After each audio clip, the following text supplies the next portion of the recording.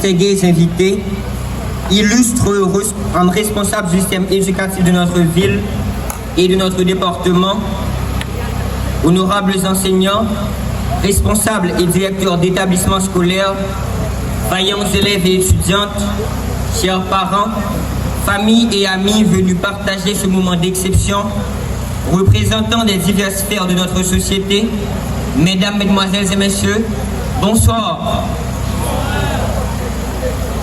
S'il était une fois un jeune garçon né un 12 septembre 2005 à Saint-Maur, une ville qui, bien qu'elle ait ses défis, a vu grandir une âme résiliente, déterminée à changer le cours de sa vie. Ce garçon, tout juste né, a dû lutter pour sa survie. À peine 2 heures après sa naissance, les médecins ont déclaré qu'il ne respirait plus. Pourtant, dans la pièce, la foi de sa grand-mère et de son père n'a pas vacillé. Convaincus que Dieu avait un plan pour lui, ils ont insisté pour consulter un spécialiste. Ce geste, ce désir de ne pas se résigner allait marquer le début d'un parcours aussi incroyable qu'inattendu. Ce jeune enfant, comme beaucoup d'autres, grandit dans un environnement difficile, élevé dans un quartier où les jugements étaient fréquents, qu'il n'avait pas beaucoup de raisons de croire en une issue différente.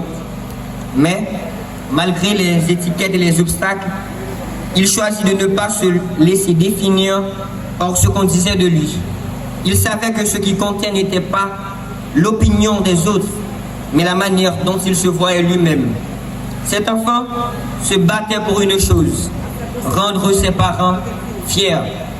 Chaque étape de sa vie, chaque succès académique, chaque petite victoire était dédiée à ses parents, qui avaient fait le choix de sacrifier une vie de confort pour offrir à leur fils le plus beau cadeau qu'on puisse offrir, l'éducation. Ce jeune garçon grandissait avec un rêve, celui de faire honneur à sa famille, de prouver que les sacrifices avaient un sens, que les difficultés pouvaient être surmontées. Et ce jeune garçon, c'était moi, Billy Ruder-Benz Élisée Joseph, celui qui se tient devant vous aujourd'hui. Un garçon qui, malgré une naissance marquée par la lutte pour la survie, a trouvé la force de se relever, de se battre et de croire en ses rêves.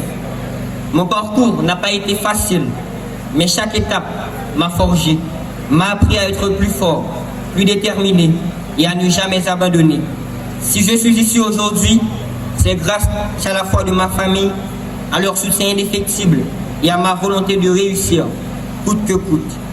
Mais je ne serais rien sans l'impact de mon école et de mes enseignants. Mon école a été bien plus qu'un simple lieu d'apprentissage. Elle a été un lien fondamental dans mon développement. Les membres de la direction de mon école ne se sont pas limités à transmettre des connaissances.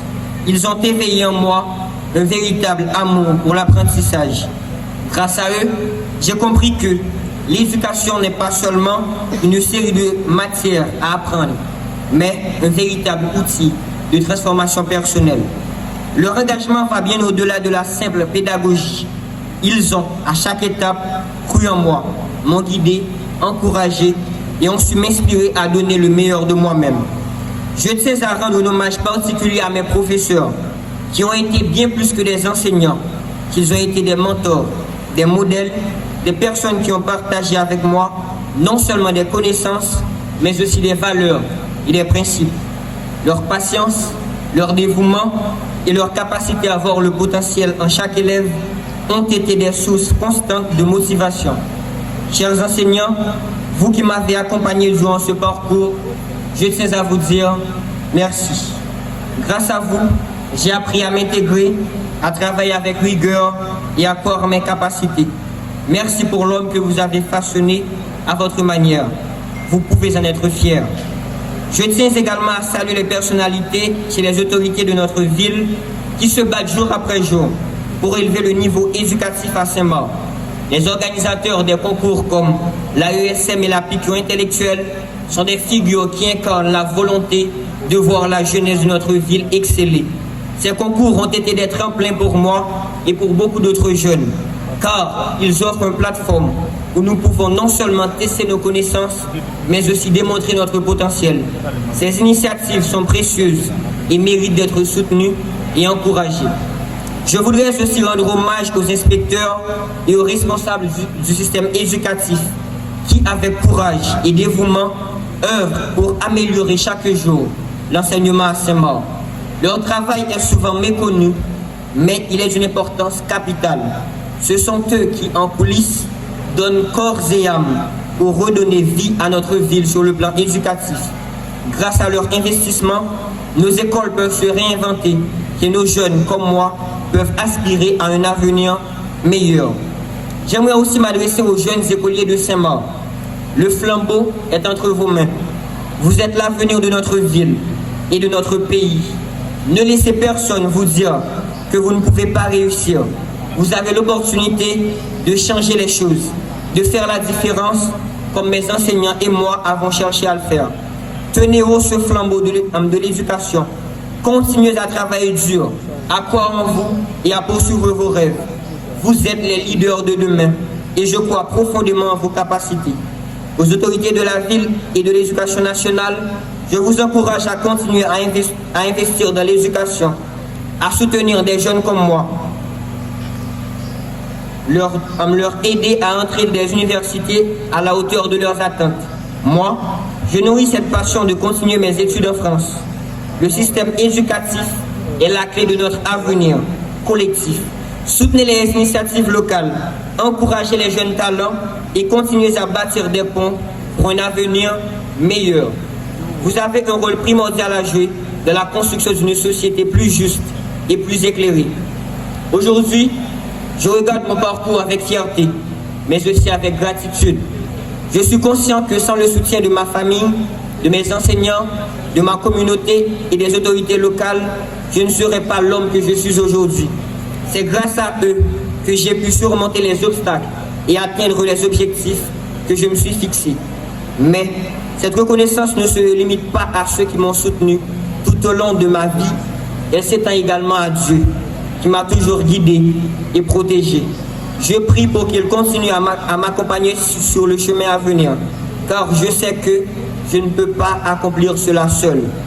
Pour conclure, je voudrais exprimer ma profonde reconnaissance envers tous ceux qui ont contribué à faire de moi l'homme que je suis aujourd'hui. Je remercie ma famille, mes enseignants, mes amis, la promotion dénommée Érudit et tous ceux qui ont cru en moi, même dans les moments de doute.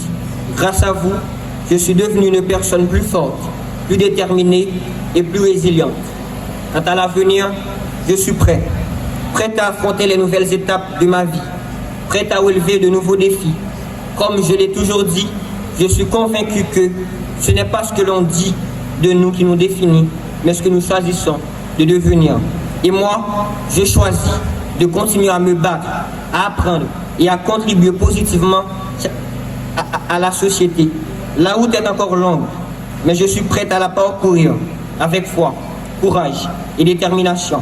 Merci à tous et que Dieu me guide dans les étapes à venir. Merci infiniment. Section 9, servir d'abord le pays.